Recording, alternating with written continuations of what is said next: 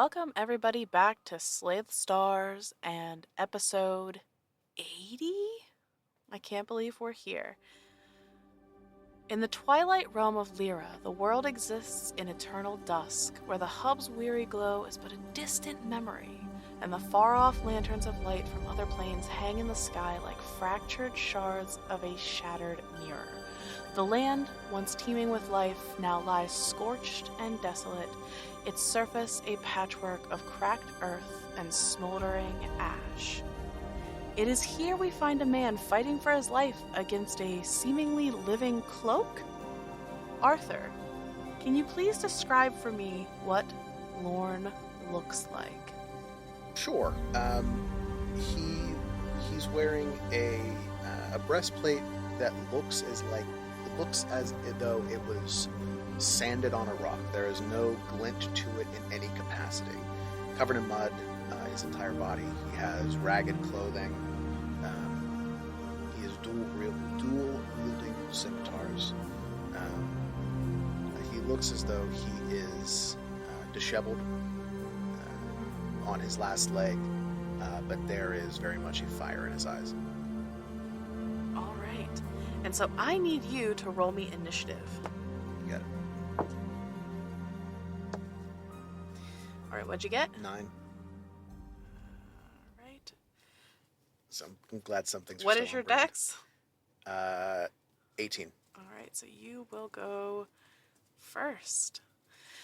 So, Lorhn, this thing is attempting to wrap itself around you. You thought you saw a blanket, a cloak, something that seemed to be sprawled out on this random rock. And in this world where scavenging is one of the few ways to survive, you decided to check it out. But when you touched it, it immediately came to life and seems to be trying to smother you. What do you do? So I currently, though, I still have. I'm not considered restrained. You are not restrained or grappled or anything like that. First attack with my sword. Let's see. That is a natural 20, and I'm probably going to end it because I get sneak attack when it's 1v1. All right, go for it. Let's see if you kill this thing in one blow. Can I make sure what my sneak attack is supposed to be? He's hungry. I'm hungry. Let's see. Sneak attack is 2d6, so that'd be 4. I'm just going to write this down because I'm going to do this shit. He's also going to pump a divine smite into that as well. Mm-hmm. Yeah, so why wouldn't you? That's 2d8, turns into 48. Let's just start with the normal damage. Is 1d8. Wait, no. Scimitars are 1d6. Yes, correct. So 4, 6, that's 10, 14 damage on the scimitar. Mm-hmm. I'm just going to wait till you tell me the total. Okay, so 22 radiant damage and 37 slashing damage. It's still alive. Second attack. It's not for long. It's not for long going to be alive. No. You're right, I already used you. I apologize. Goddamn. Stop throwing the dice off the table. 15 plus stuff. That hits, okay. Yes. 10 slashing damage. Ha! It's still alive. Offhand attack. That one may not hit. 14? That's the armor class. Whoopsie. 7 slashing damage. And I apologize. I crit, so I get a bonus on that. Is it more than 2? No, it's... Hold on. I get an extra d6. Okay. You left it with 1 hit point. I'm going to step away from you that does not provoke an opportunity attack, and you are down to 10 feet of movement per the feat of Slasher. Oh my god. You just hit this thing for 77 hit points in one round. I thought this... Okay, anyway. I was like, this is a mean fight to throw at a single combatant. Okay, so, given that, this thing... There's a second. There comes the other one. No.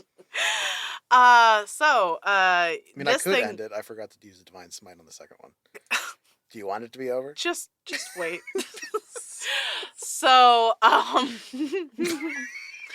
this thing comes to life thinking you are going to be a tasty, easy snack, and you immediately carve into it, just demolishing this thing. It is literally on its last leg. You back up, preparing yourself, and it is going to let out this screech. I need you to make me a wisdom saving throw. That would be a 10. Which you fail on, and you are now frightened of this creature as it turns and tries to fly away 10 feet, because as you said, it can't move. It's your turn. You cannot move closer to it because you are now frightened for some weird reason. Yeah. I'm terrified of this thing I almost completely killed in one shot. Well, that makes sense. I'm going to throw a dagger All right, at it. Popeye, what's happening? I can't read. I'm sorry. Oh. So I have disadvantage because I'm frightened. Yes. So thrown dagger. So 14. 14 is its armor class. So it dies. And with that, you toss out a dagger. It spears it right through the cloaca. And it tumbles out of the What? sky. Oh no, tell me you don't know what that is. What did you say? Cloaca? Oh, it's like a bird butthole. They have buttholes that are also their other parts as well. It's just one part for everything. One entrance. The guys from Dude Where's My Drift know all about this. Yeah. I do not know. I think that I'd prefer not to. Well, that's what happened. So, Well, it's obliterated, so... It's obliterated. So, what do you do, Lorne? I go investigate what the fuck that was. Okay. Let's look at the butthole. Roll me a nature check. What the fuck are you doing? Right, I'm sorry. I didn't mean to. 18. All right, you're taking a look at this thing, and what you notice is that it sort of looks like you've been to the ocean in the past. What? I don't know why that was funny. I can't say anything. You've been to the ocean. You've been to the ocean, Lorne. I'm sorry. And you've seen, like, stingrays in the past. And it has that sort of body shape. It has the long tail with sort of the spike on it. But the face, it has these weird red eyes and these long, sharp teeth. And it's just another example of the aberrant creatures that have taken over Lyra. Gotcha. Face of weird death, but stingray. I guess I'll consider that a loss. I don't want there to be any evidence that there was a fight, if possible. So I will take the time to move the body just slightly off the beaten path and kind of kick dirt around where the bloodstains would have been. And then I'll just keep moving. Okay. What does life look for you? What does life look like for you, Lorne? Are you on the move a lot? Do you have a base of operation? As of right now, probably not. Mostly just grab meals when you can. I'm sorry, my brain just... he would try to get any kind of, like, meat from this creature if possible. All right, roll me a survival check. Okay, we're going to use you and you. My apologies. Not great. Survival. 7? You are a little concerned, based on the shape of its tail and the stinger-like quality, that this may have some sort of venom in it. And so you are hesitant to eat it because you never know with these corrupted creatures. Pufferfish. Yeah, but you do think, like, if you chopped off those wings, it might be useful as some sort of leather. Man, that's what we'll do. All right. You chop off its wings. You have some leather that could potentially be turned into some sort of cloak or gloves or a hat. Whatever you want to do with it later. Some kind of material. Yeah. Da, da, da, da. What are you out here for, Lorne? Well, right now he's packing in for further travel towards the castle. What is your plan when you get there? Bloody havoc. Hmm. This has been a experiment to see how far he can get in the outer lands, away from the castle, from where he was originally. So, being able to prove to himself that he would be able to survive, he believes himself ready to face a semi-newly appointed queen. What are Lorne's thoughts on Adria and the world as it stands? She is a festering wound that is infecting this world. As far as the world itself, the world, he considers it to be dying. The people that he has run into have not been kind, but they also aren't left. As you've been traveling, and as you've met the people who, in your own words, were unkind, what has that done to you as a person, in your psyche? I mean, very much a survivor. He would sooner, if anybody shows any kind of resentment, he will shoot first. Period. And that most people are, in by their nature, a threat. Interesting. And as you are on this trip, as you're seeing the ruins of towns, of homes, of villages, what is the driving force? What keeps you going? Revenge.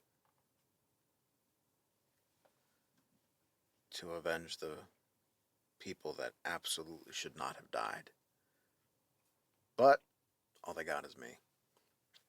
And so, Lorne, you're traveling, and the days sort of blend into the nights because here, as we discussed in the beginning, there really isn't a lot of light. There's just darkness and then more darkness.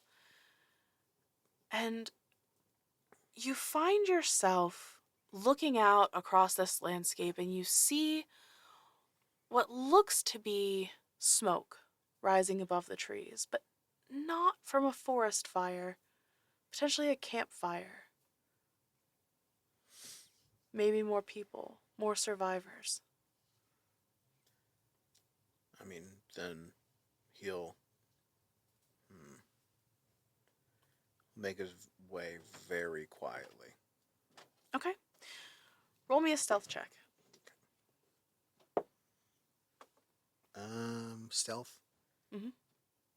14. Okay. You start walking over towards this area, and what you see are two people, elvish in nature like yourself, slightly fairer skin than your own, not drow, maybe some sort of wood elves. And they're huddled together. They look dirty, a little disheveled, but not like they're, in any imminent danger. And they are cooking whatever small remnants of fish that they were able to get out of the nearby pond. As you know, there's not a lot of food to be had naturally, so it's scavenging what you can get. They're keeping their voices low. Seems to be a man and a woman. Do they look like they're from the surrounding lands, or are they from the castle leaving? Roll me an insight check.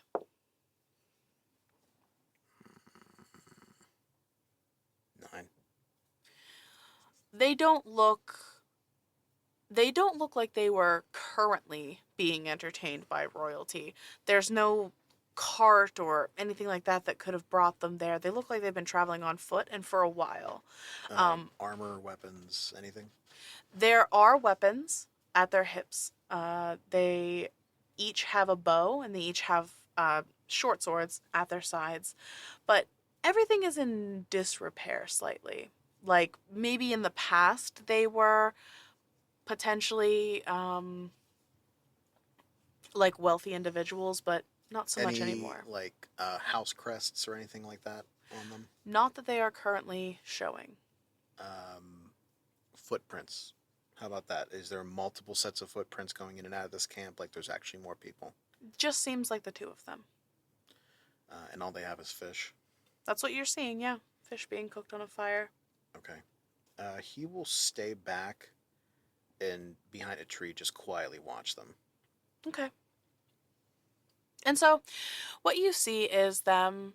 I just imagine him like just leaning up against a tree and listening. Yeah. Roll me another perception check to see how much you hear.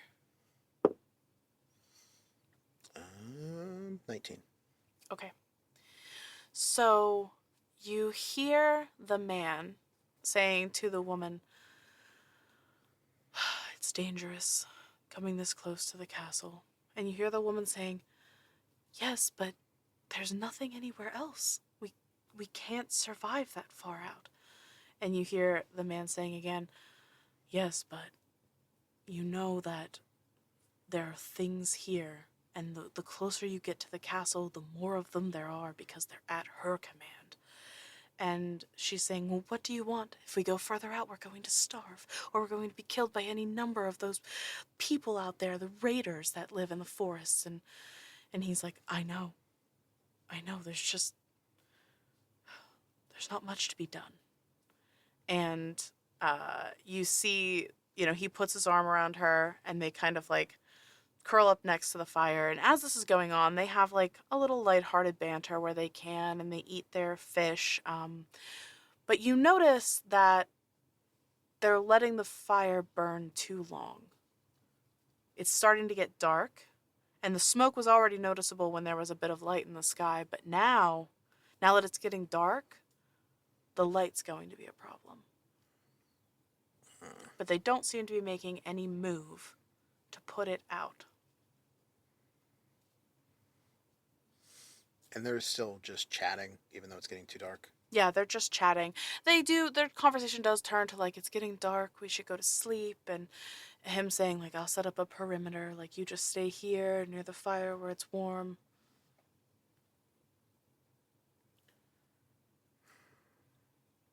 So if he leaves to set up a perimeter, Mm-hmm. I will quietly follow and try to sneak up behind him. Okay, roll me a stealth. That's what I'm saying, stealth. You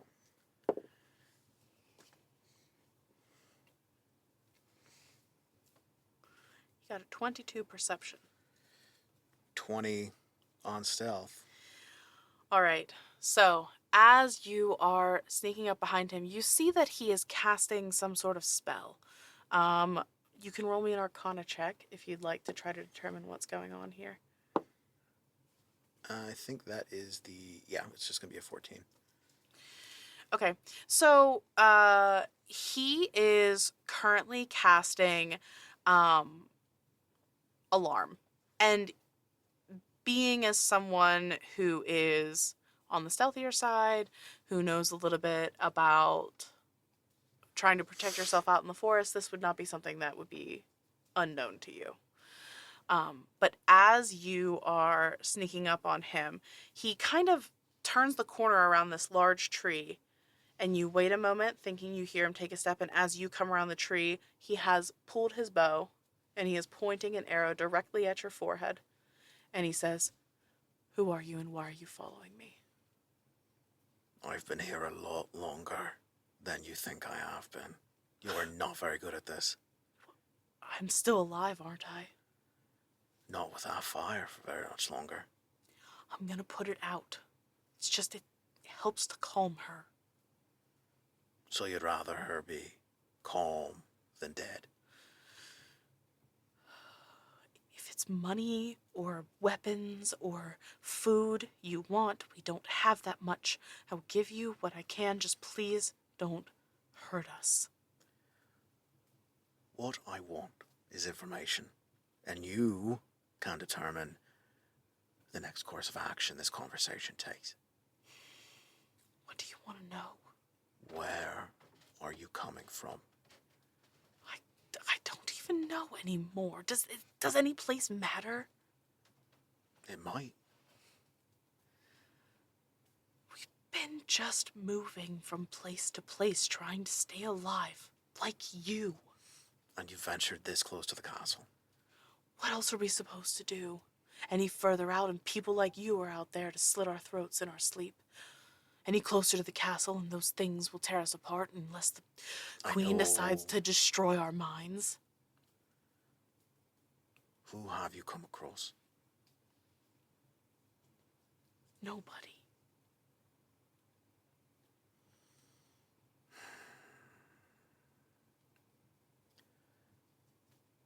You will not be protected if you do not put out that fire. I'll put it out once I finish my perimeter. Your perimeter is fine. Put it out now. And then he'll just back up. He looks like he's not sure if he wants to turn his back to you. And he just, fuck. And he, quickly walks back towards the fire. And you hear his companion saying to him, what's going on? You look so agitated. And he's just like, stop, there's somebody watching us. Just and you hear her just stand up immediately. And I'm assuming you're standing where you can see them. Oh, yeah. I'm back essentially to the tree that I was starting at. And you see her stand up and start scanning around, looking for any signs of movement. She draws the sword at her belt. And that is when you see him take a bucket and toss some water on the fire to start putting it out. And then he takes some of the earth near it and starts piling it over the embers, trying to get rid of the rest of the light and trying to stop the smoldering. Okay. What he's doing is waiting until they go to bed because he knows that there's no way this close to the castle that they're not going to be seen, leaving that fire as long as they did. Mm-hmm. So he's just going to wait until the monsters do their business, and he's going to scavenge what he can. He's just not going to be the one to fight. Okay. Where are you going to take up your vigil then? Are you just going to stay here by the tree, or are you going to go into the tree? Yeah, I mean, that's mostly what he does. I'm sorry, I just thought of the pile of trees. Yeah, it's good. I thought of reaping day, so. But basically, the second, if anybody seems to notice him, he's going to cast darkness around himself. Okay. So he has that pretty well prepped. Can he see through his magical darkness? No, but he knows that it'll at least stop line of sight. No, that is perfect. As you cast darkness... No. Sorry. If somebody seems to be getting close enough, perfect. That's when he's going to cast it. Okay, well, you see the two, and the man says to the woman, we should probably move. Our camp has been discovered. And she's like, yes, but nowhere is any safer than this, and we finally found a place with flat ground. I can't spend another night with roots in my back. And he's just like, I just don't know if I feel okay knowing that man is out there. And she's like, if we move, he's just going to follow us. Dang it. And he says, fine, but you try to get some sleep. I'm going to keep watch. And it's at this point where you see her kind of curl up and she lays her head in his lap, and he is trying to keep vigil, trying to pay attention, but they're both bone tired and kind of dozing off. And they are elves, so it's more of a meditative trance, but their eyes aren't open. And at that point, that you... What's your passive perception? 14. Yeah. You hear twigs snapping off to the opposite side of the camp. Okay. And you know that something has been alerted to the smell or the fire, whatever it was. Okay, now what he's going to do is cast essentially darkness at his back. He's going to back into it and just kind of leave his face out so he can see. Okay.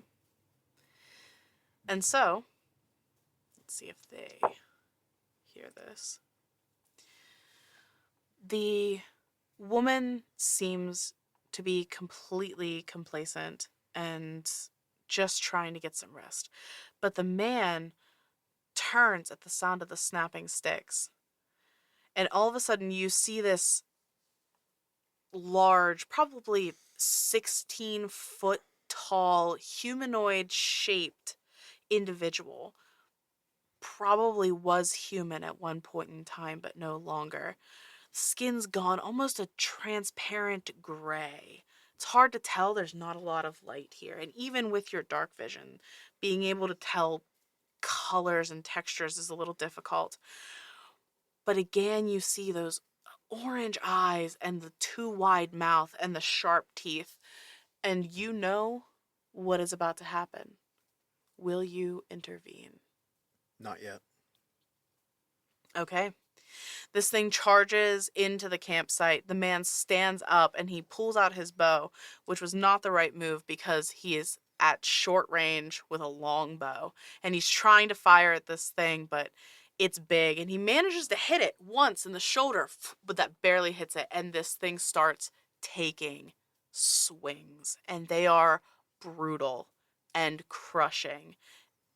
And you can tell that these two are not going to make it. The woman has woken up at this point. She's screaming. She pulls out her sword. She goes to confront it. You'd put their odds at survival at less than 10%. Okay. I'm still waiting. Okay. So, I said less than 10%. So, I'm going to roll a percentile die right now. And if it is 10 or less, they gain the upper hand. If it's more than that, things are not going to go well for them. Essentially what he's doing, just for the record, is he is waiting for resources to be used on both sides. Okay. Perfect. So, with that, this thing, you see it take one of its hands and it swings out and backhands the woman, and she goes sprawling probably 15 feet to the ground, hitting her head on a rock. And she's not completely passed out, but you can see that concussion look in her eyes, the starry, faraway look. She's trying to get back to her feet, but she's dizzy, she's dazed.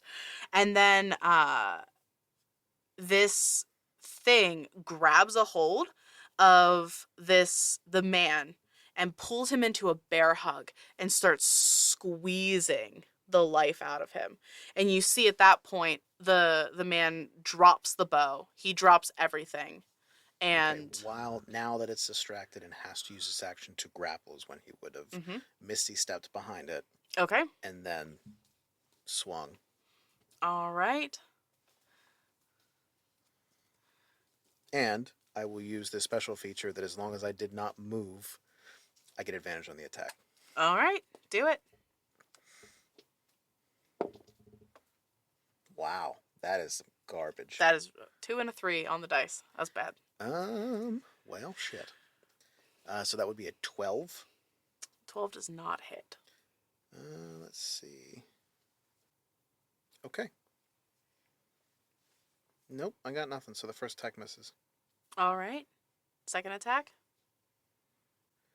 So garbage again. That's a 5 Rough. plus 9, so 14. That also misses. Yep. Offhand. Nope, I don't have an offhand. All right.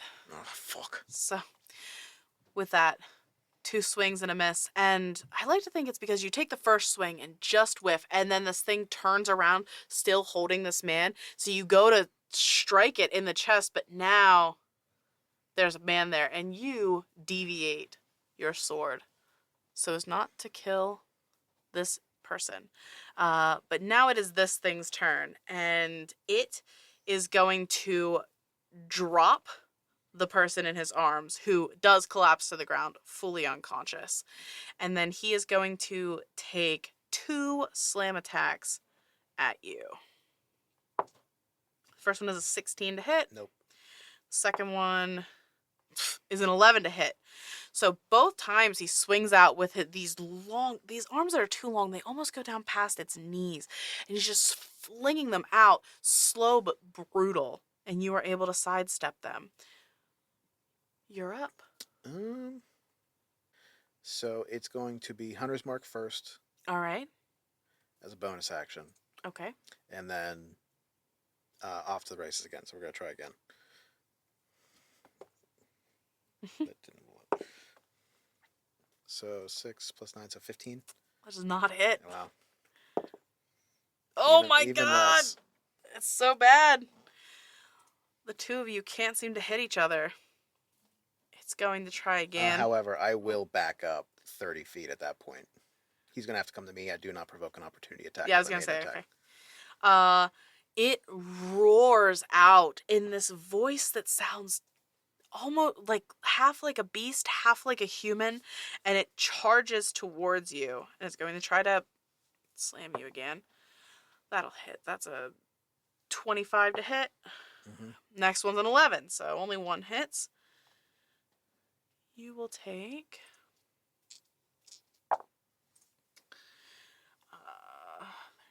18 points of bludgeoning damage as the one connects and catches you right in the ribs.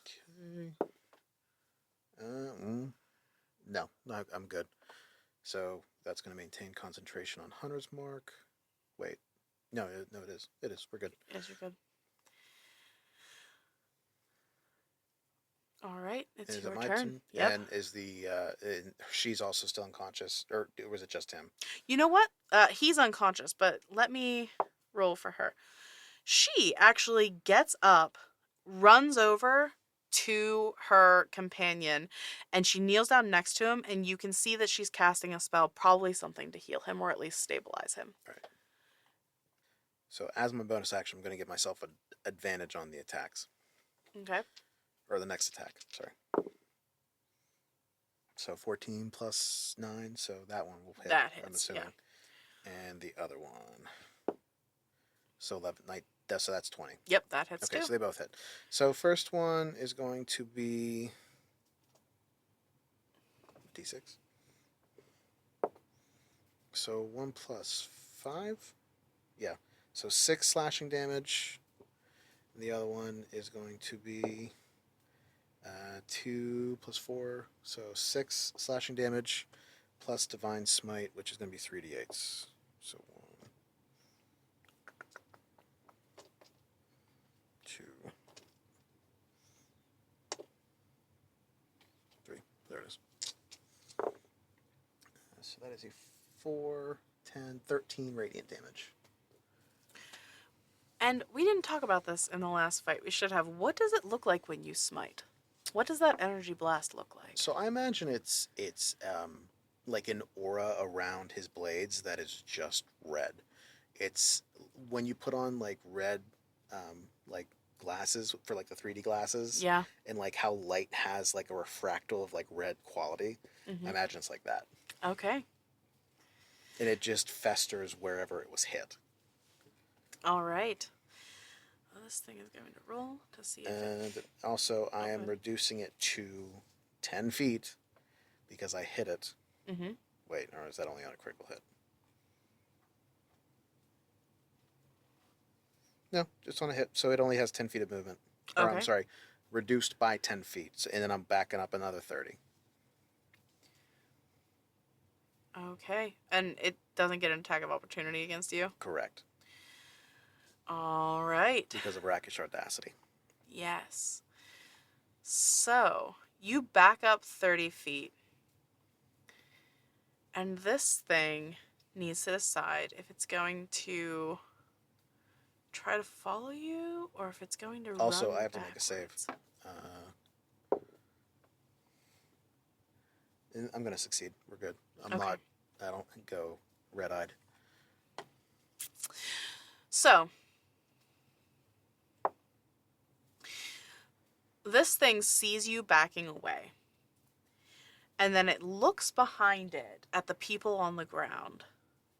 And it moves, it uses its movement and its action to dash back towards the people who are downed. And that will be its turn because it's going to take everything it's got to get that way. He's going to essentially run up behind it, abjure enemy. Or I'm sorry, not vow of enmity. I choose a creature I can see within 10 feet. You gain advantage on all attack rolls for 1 minute or until it drops unconscious. All right. How much movement do you have? That would be 30 feet. Okay, so you move 30 feet away from it. So is it opposite? Because I assumed that it was catty-cornered. So I didn't know which way you moved because you were behind it and then you moved further away and then it followed you. Me, right. So I didn't know which way you moved because then it ran back this way.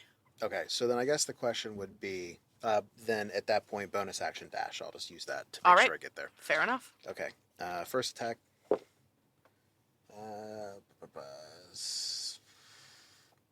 13 plus stuff. Yeah, that so hits. That'd be the second attack. 9, 18. That hits too. Okay, so both hit. First attack. 5, 6, 7. 9. And 8 radiant damage. All right. Still limiting it to 10 feet of movement, and then he's going to 5 feet away and go behind where they are, seeing that that's where they are going. Okay. So he's absolutely leaving them in the line of fire. Perfect. So he does recharge. So he stomps over towards where you've run and where the two people are still on the ground. The man's eyes are now open. She's trying to help him to his feet, presumably so that they can run. And this thing takes its arms out and like a whirlwind, it just starts swinging. And it's going to take one attack against all three of you. I am so sorry. It also has 6, 7, 8, 9, 10, 11, 12, 13 points of damage because I keep forgetting about Hunter's Mark. Okay. So it's going to take a swing at each of you. So that would be... It has the movement to get to me behind it, right? So it was only 10 feet away from the people. You said you were standing behind them. Right, like 5 feet back. That's what I mean. Like I'm leaving them in the line of fire.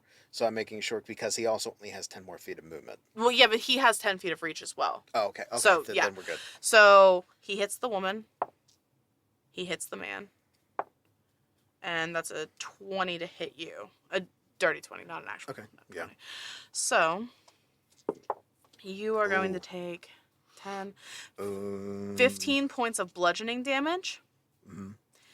And then I need you to make a Constitution saving throw.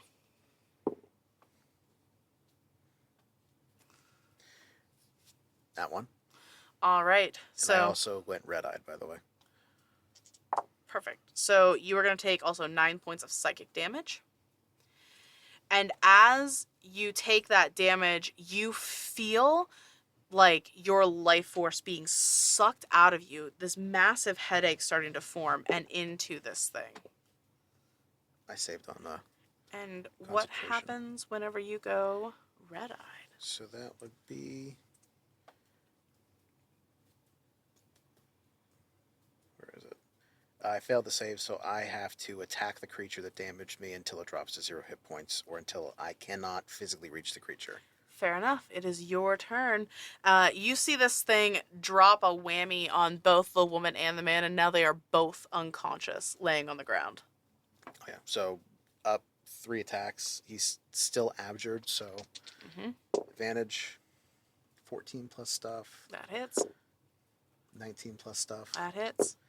And offhand is also going to hit. All hits. So 4, 5, so 9, 14, 5, 6, 7, 8, 9, 10, 11 damage, and 1, 5, and so 10 points of damage plus 8 radiant. Describe your murder. So the second he goes into his vengeance, like essentially it's like when a drone locks on, it has that like, and then like only focus. That's how it works. Is he is only focused solely on killing this thing. He goes essentially for the feet of it to knock it out from under it, and then just through the head. All right. And does killing it cause the rage to subside? Yes. Now that it is, if it is considered at 0 hit points and no longer a threat, then at that point is when he comes back to reality. Okay. And when you come back to reality, you see the two people there on the ground before you. What do? Do you help them? No. No, Okay. of course not. I look, see if there's any fish left. I see if they have anything on their persons. Yeah, you can tell, like, they apparently had some luck fishing. They ate some. There's also some smoked fish that is left that you Taking could that. take. Okay. There is each of their short swords and the man's bow, along with a quiver of, we'll say, 10 arrows. I have a short bow, and I will take the arrows, though. Okay. And, I mean, I have another scimitar. I don't really need a spare, but if they have any daggers, I'll grab those. Perfect, yeah. You get a dagger from each of them. You do notice that they have pretty nice boots. The man especially. His Oh, then boots are in yeah. good shape.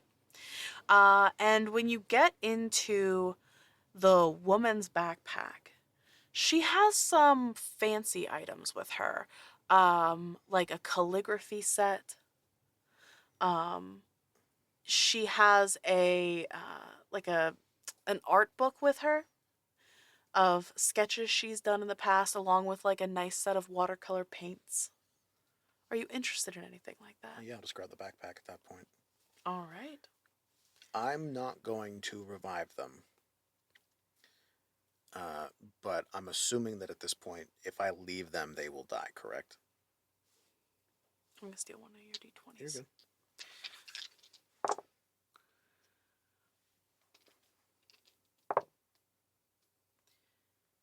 Is R a 20? R is a critical success. They both look like they will survive their injuries. They're unconscious, but they both look like they could survive. Okay. I will drag the dead creature closer to them and kind of drape its arm over them. Not to hide it, but in case something comes along, like, that was the skirmish, that was the fight, and he leaves. Okay. And continuing your trek towards the castle. At this point, probably more the perimeter of the castle than towards the castle, just because getting closer would be dangerous now that there was a scream from the monster thing. Yes. So he's going to try to be hyper vigilant of what just transpired. Okay. Do you get tired, Lorhn? Not yet, because he does most of his hunting at night and sleeps during the day. Perfect. So, as you do your hunting through the night, say there's, smaller creatures, other things that cross your path that you easily dispatch, and eventually morning does come. And you see an interesting sight. You're just starting to find a place to sleep, trying to find a safe place, maybe a rock outcropping where you could have your back to something, where you feel a little secure. And in the sky overhead, you see something a little odd. And we talked about this. You've been to the ocean before. You've seen ships, but never one in the sky. No sails. And it seems to be floating down, and it looks like it's going to land maybe a mile or two away from the castle.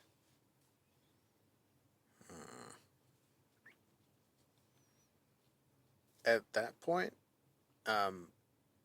he is going to find the rock. He's going to dig himself a little bit of a trench, and he's going to try to go into his trance to sleep for a full rest at that point. Okay. Because he knows that if he investigates now, everybody's going to be there investigating. Sure. Absolutely. You take your trance.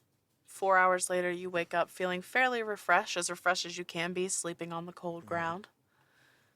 Are you setting off in the direction of the ship? Absolutely. All But right. he's going to take more of a, instead of a straight line, he's going to go out and towards. It taking probably an extra, if it takes 60 minutes to get there, he's going to take 90. Perfect. And that is where we're going to end this little introductory episode about Lorhn. That was about 50 minutes, damn. Thanks for listening, everybody. Bye. Bye. Intro music by Isaac Vyers. Character designs by Cam Gonzalez. Produced by Leah Hemrick. Graphics designer Jen Kearney. And audio engineer Arthur Polino.